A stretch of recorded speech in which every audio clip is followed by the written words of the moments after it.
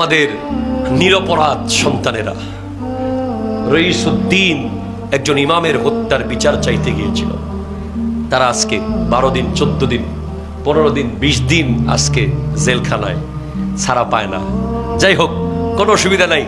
যুগের বড় বড় ইমামরা জেলখানায় ছিলেন, ইমাম আবু হানিফাও জেলখানায় ছিলেন, এভাবে যুগের বড় বড় সত্যবাদীরা জেলখানায় ছিলেন।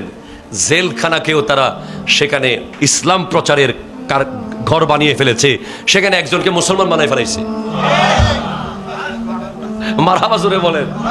জেলখানায় যাইয়া মিলাদ কিয়াম কইরা, নবীর দরুদ পইরা, নামাজ আদায় কইরা, ওই আদর্শ এবং মোহাব্বত দেখিয়ে একজন হিন্দুকে জেলখানার ভিতরে মুসলমান বানাই ফেলাইল। সত্যের পথের যাত্রীরা যেখানেই যাবে সেখানেই তারা ইসলাম এর খেদমত করতে থাকবে। যাদের হাতে মানুষ মুসলমান হয় তারা কি সন্ত্রাস হতে পারে? বলেন পারে? পারে ভাই, পারে?